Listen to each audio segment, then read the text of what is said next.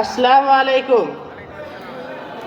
আজ আমি আমার বিদায়ী বক্তব্যের শুরুতে উক্ত অনুষ্ঠানের সভাপতি, সম্মানিত শিক্ষকবৃন্দ এবং আমার সহপাঠীবৃন্দ এবং আমার ছোট ভাইরা সকলকে আন্তরিক শুভেচ্ছা ও ভালোবাসা জানাচ্ছি।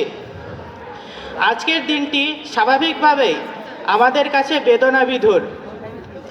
বহুকাল যাবৎ এই বিদ্যালয়ে পড়াশোনার পর আজ আমাদের এই বিদ্যালয় ছেড়ে চলে যেতে হবে। স্বাভাবিকভাবে এটা বেদনার, তবে আজকের এই দিনটি যেমন বেদনার তেমন সম্ভাবনারও। কারণ এই ছেড়ে যাওয়া সামনে আরও উচ্চতর শিক্ষার ডাকে নিজেকে আরও যোগ্য করে গড়ে তোলার জন্য এগিয়ে যাওয়া।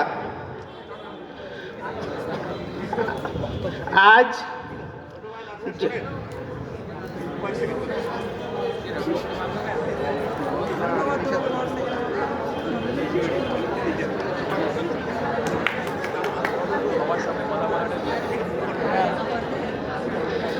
আজকের দিনটিতে আমার মনে পড়ে যাচ্ছে আমার বিদ্যালয়ে আসার সেই প্রথম দিনটির কথা।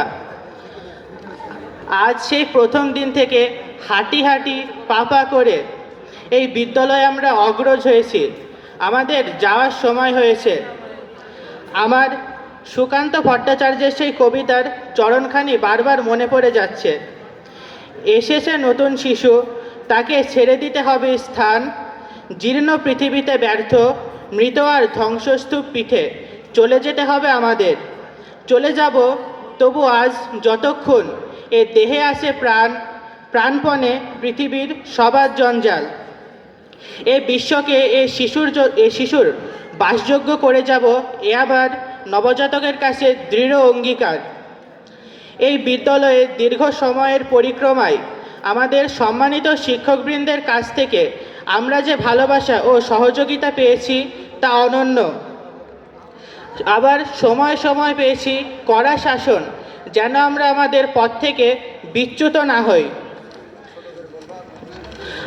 আমাদের সম্মানিত শিক্ষকবৃন্দ যে সুন্দর স্বপ্ন আমাদের দেখিয়েছেন, মানুষের মতো মানুষ হয়ে দেশ সেবায় নিয়োজিত হওয়ার, সেই স্বপ্ন এবং এই বিদ্যালয়ের এবং শিক্ষকদের সম্মান যেন আমরা রাখতে পারি, সেজন্য আমি আপনাদের সকলের কাছে আকুল চিত্তে দোয়া চাইছি।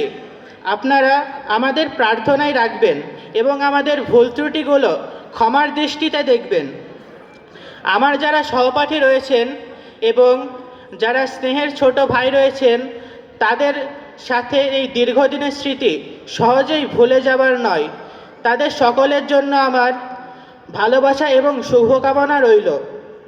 পরিশেষে আজকের এই বিদায়ের ঘনঘটায় সম্মানিত সভাপতি, সম্মানিত শিক্ষকবৃন্দ, আমার সহপাঠী এবং ছোট ভাইদের আরও একবার শ্রদ্ধা এবং ভালোবাসা জানিয়ে আমার বক্তব্য শেষ করছি কবি কুমুদরঞ্জন মল্লিকের একটি কবিতার দুটি চরণ দিয়ে। হয়তো আমার এ পথে আর হবে না কো আশা, দুয়ারে যাই রোপণ করে বুকের ভালোবাসা। ধন্যবাদ সকলকে। আসসালামু আলাইকুম।